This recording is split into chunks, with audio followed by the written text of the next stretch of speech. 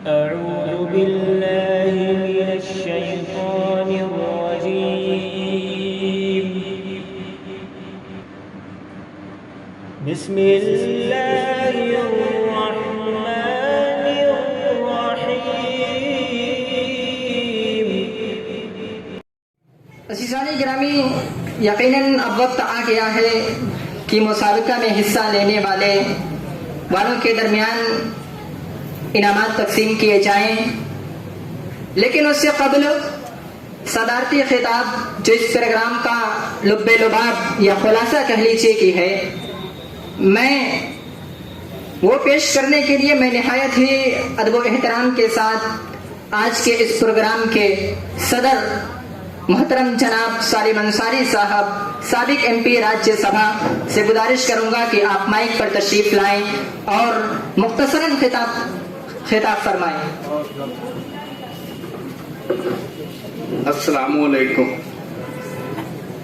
टाइस पे तशरीफ फरमा भाई जमील साहब, जमाल अरपन साहब, अरशद जमाल साहब, डॉक्टर ज़करिया साहब, खालिद साहब, तमाम जो इस कंपटीशन में हिस्सा लिए हैं, होनहार बच्चों, बुजुर्गों, दोस्तों, साथियों, आज की ये तकरीब अपने आप में एक अलग नवैयत रखती है। अब बिलखुसूस मैं समर ऑर्गेनाइजेशन के जो रूहे रवा हैं, अजमल साहब और दूसरे उनके जो दोस्त, का नाम उसका लड़की का फैजान, इनको मैं बहुत बहुत मुबारकबाद देना चाहूंगा कि लॉकडाउन में ये सही अभी जमील साहब ने पूरा व्हाट्सएप का और ये जो सोशल मीडिया है इसका जो अभी उन्होंने पूरा जिक्र किया है, इन्होंने हमारे शहर के नौजवानों को डाइवर्ट करने के लिए, इस्लामिक फिक्र जताने के लिए इस कंपटीशन का इनेकाद किया और बड़ी तादाद में बच्चों ने शिरकत की। अब ये जाहिर सी बात है कि आजकल बच्चे मोबाइल पे क्या देखते हैं, क्या करते हैं, मैं खुद नहीं समझ पाता। जिस गली से गुजरता हूँ चबूतरे बैठेंगे और देखते हैं, अल्लाह बेहतर जाने वो क्या पढ़ते हैं। अभी सरकार ने कह दिया साहब सबके हाथ में मोबाइल दीजिए, ऑनलाइन पढ़ाई होगी। वो कितना ऑनलाइन पढ़ते हैं ये मैं भी जानता हूँ। एक स्कूल में भी चलाता हूँ, मुस्लिम इंटर कॉलेज, मेरे हिस्से में जमाल अरपन वगैरह ने दे दिया है। बड़ा खस्ता हाल था, बहरहाल अल्लाह ने मुझसे काम लिया, मैंने उसे धीरे धीरे ठीक किया। आज मैं वहां 15 अगस्त पे झंडा फहरा रहा था, तो मैंने पूछा कि क्या ऑनलाइन कुछ पढ़ाई हो रही है कि नहीं हो रही है, तो साहब टीचरों ने कहा सिर्फ फॉर्मेलिटी है साहब, कुछ होता नहीं है। कहाँ स्मार्टफोन बच्चों के पास है कि वो ऑनलाइन पढ़ाई पढ़ेंगे। तो सरकार भी तो खिलवाड़ी कर रही है, लेकिन हमको खिलवाड़ का निशाना नहीं बनना। इसी में जो पढ़ने वाले बच्चे हैं माशाअल्लाह खूब पढ़े हैं। और अभी मैंने 11 साइंस में देखा, आज मैं वो लिस्ट देख रहा था कि कितने बच्चे साइंस में हैं, तो उसमें मुश्किल से 30% बच्चे हमारे शहर के हैं, बाकी 70% बच्चे बाहर के हैं, गांव के हैं। मैंने प्रिंसिपल से पूछा क्यों ये बच्चे गांव के इतने कहां से आ गए। वो कहते हैं साहब साइंस की पढ़ाई हमारे वहां अच्छी होती है, हमारे वहां लैब है, हमारे वहां टीचर हैं। गाँव में न लैब है न टीचर है।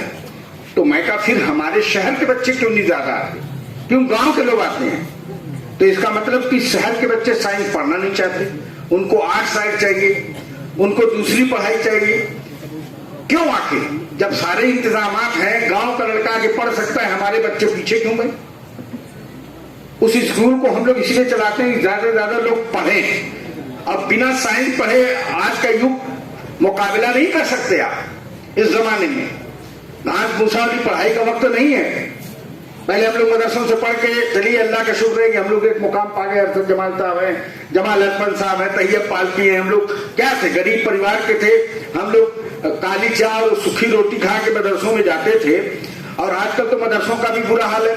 माफ करेंगे जो मदरसा चलाते हैं लोग, क्या हाल है मदरसे का। जो अरबी शोबा है मदरसे का, उसको तो अभी फिलहाल थोड़ा ठीक ठाक है, लेकिन जो प्राइमरी सेक्शन है वो गायब है।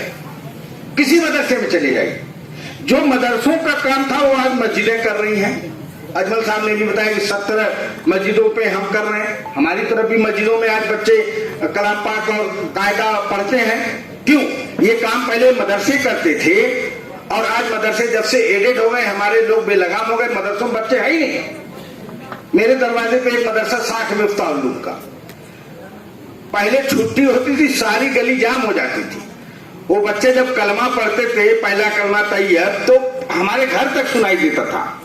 आज पता ही नहीं चलता उसमें कुछ हो रहा है कि नहीं हो रहा है। मालूम हुआ कि 7 टीचर हैं और सारा दरवाजा जंगला बंद करके उसमें बच्चों से चाय और पूरी पकौड़ी मंगा खाते हैं। बस क्या हो रहा है ये। इसलिए जो मदारिस अरबिया के लोग, उनसे भी मैं दरखास्त करूंगा, चाहे वो किसी मदरसे का मेंबर हो, उसको इस बात पे तवज्जो देनी चाहिए कि हमारा प्राइमरी सेक्शन जो 1 दर्जा 1 से लेकर 5 तक था, वो निहायत ही कमजोर है। कहीं बच्चे नहीं है।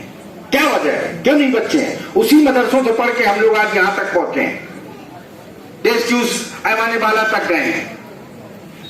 तो मैं आज इस मौके पे लंबी बात नहीं करूंगा, अभी इनाम तकसीम होना है।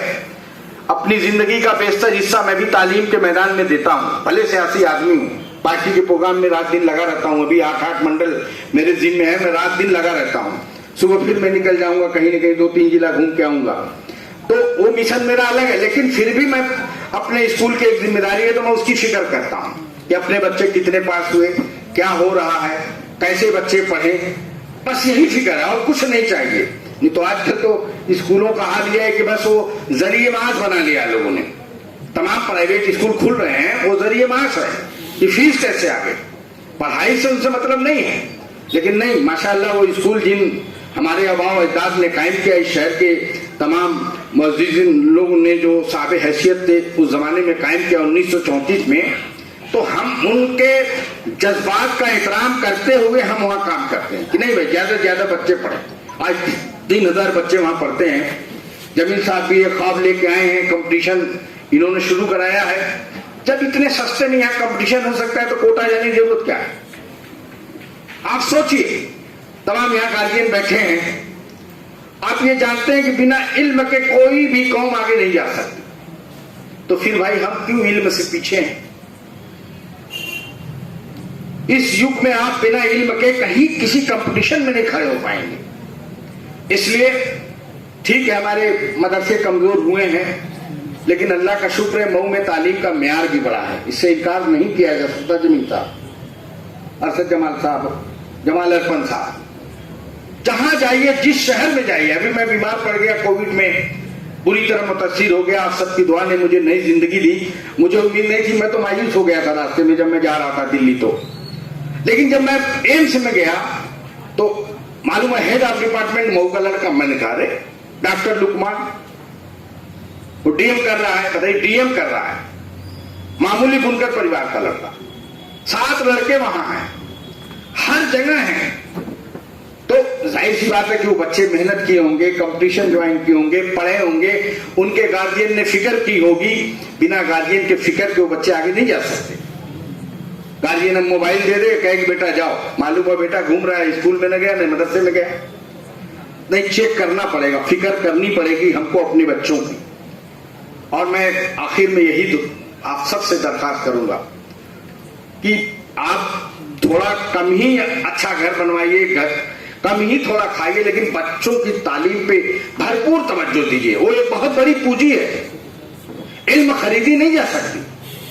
एक बार अगर बच्चा इल्म के मैदान में आगे चला गया तो फिर आपका घर भी, आपका परिवार भी, आपको भी इंशाअल्लाह बहुत राहत मिलेगी और आपका भी सर उठा के आप चलेंगे और आपको सम्मान भी मिलेगा समाज में कि आपका बेटा फला है, आपका लड़का ये इंजीनियर है, डॉक्टर है। आज बड़ी तादाद में लड़के माशाअल्लाह पढ़ रहे हैं, कंपटीशन ज्वाइन कर रहे हैं। जो बच्चे उससे महरूम हैं, मोबाइल बहुत अच्छी चीज है, अभी उन्होंने कहा कि दोनों पहलू है उसमें।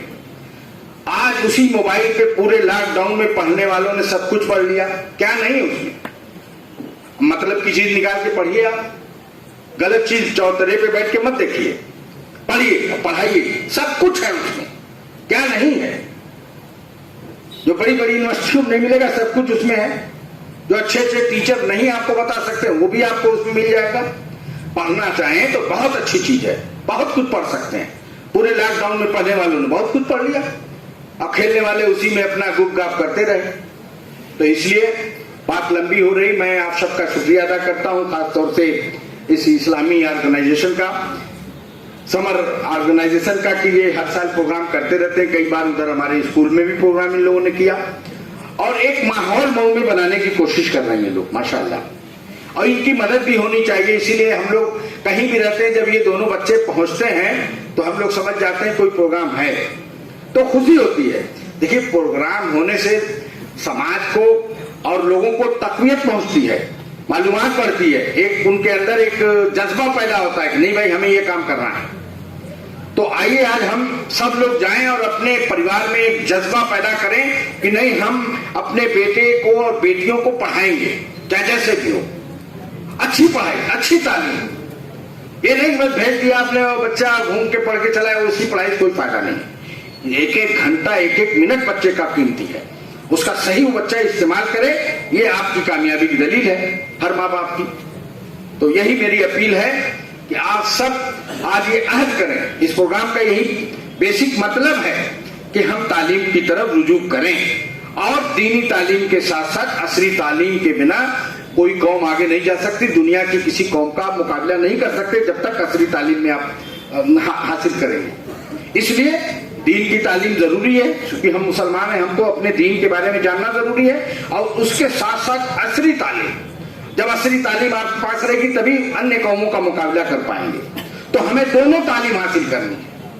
कहीं ऐसा नहीं लिखा है कि आप सिर्फ दीनी तालीम हासिल करेंगे, नहीं। वो जमाना गया जब मुस्लिम स्कूल बना तो लोगों ने कहा अरे वहां मत भेजना, वो गलत हो जाएगा, खड़ा होकर पेशाब करने का ढंग सिखाया जाएगा। उस जमाने में जिन बच्चों ने पढ़ा आज बड़े बड़े पोस्टों पे हम होकर रिटायर हो गए, और जिन लोगों ने छोड़ दिया, मदरसे में गए, मदरसे के बाद आगे असली तालीम की तरफ रुजू नहीं किए, पीछे हो गए। ऐसा नहीं है। स्कूल स्कूल है, उसकी अलग तालीम की अहमियत है, मदरसों की तालीम की अलग अहमियत है।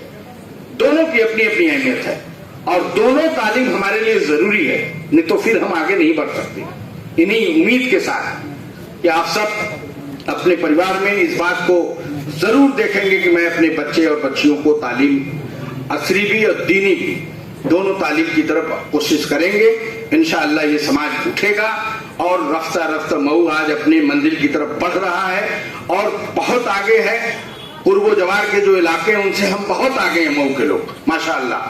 तालीमी मैदान में जब हम जीरो थे असली तालीम में, आज अल्लाह का शुक्र है बड़े पैमाने पे डॉक्टर इंजीनियर हमारे बच्चे हो रहे हैं। थोड़ा और हमें फिक्र अगर हमने बढ़ा दी तो इंशाअल्लाह हम टॉप 10 रहेंगे इधर पूर्वांचल में, खासतौर से मुस्लिम समाज में। मऊ ने जो मुकाम तालीम के मैदान में हासिल किया है, इंशाअल्लाह थोड़ी भी अगर आपने फिक्र बढ़ा दी तो हमारा और मर्तबा ऊंचा हो जाएगा, हमारे और बच्चे मुख्तलिफ शोबों में चले जाएंगे और उनकी नुमाइंदगी हर जगह आपको मिलेगी। तो मैं समझता हूँ कि शहर की तरक्की में एक अहम रोल वो बच्चे अदा करेंगे। इन्हीं चंद अल्फाज के साथ आप सबका शुक्रिया अदा करते हुए कि आपने बड़ी मोहब्बत से सुना, और इन दोनों बच्चों को मैं मुबारकबाद देता हूं कि आपकी सोच हम लोगों से अलग है। ये बहुत अच्छी सोच है। हम लोग चूंकि स्कूल में इस तरह के प्रोग्राम नहीं करा सकते, 1 घंटे हम दीनियात की कर नहीं सकते, ऐसी सरकार कहेगी भाई ये आप क्या कर रहे हैं, आप कोर्स के खिलाफ काम कर रहे हैं। नहीं तो पहले जब मैं पढ़ता था 7 में 8 में 9 में 10 तक, तो मैं खुद 1 घंटे दीनियात की होती थी स्कूलों में। लेकिन अब सरकार नहीं है जी इजाजत देती। जो स्कूल वाले अगर चलाएंगे तो उनके लिए दिक्कत है। इसलिए हम हटके दीनी तालीम हासिल करें और असली तालीम भी हासिल करें। इन्हीं चंद अल्फाज के साथ आप सबका शुक्रिया अदा करते हुए अपनी बात को खत्म करता हूँ। शुक्रिया। शुक्रन जज़ाकुमुल्लाहु खैरन व अहसनल जज़ा। ये थे सदर मोहतरम जनाब सालिम अंसारी साहब, जो अपने सदारती खिताब से हम सबको मुस्तफ़ीद फरमा रहे थे।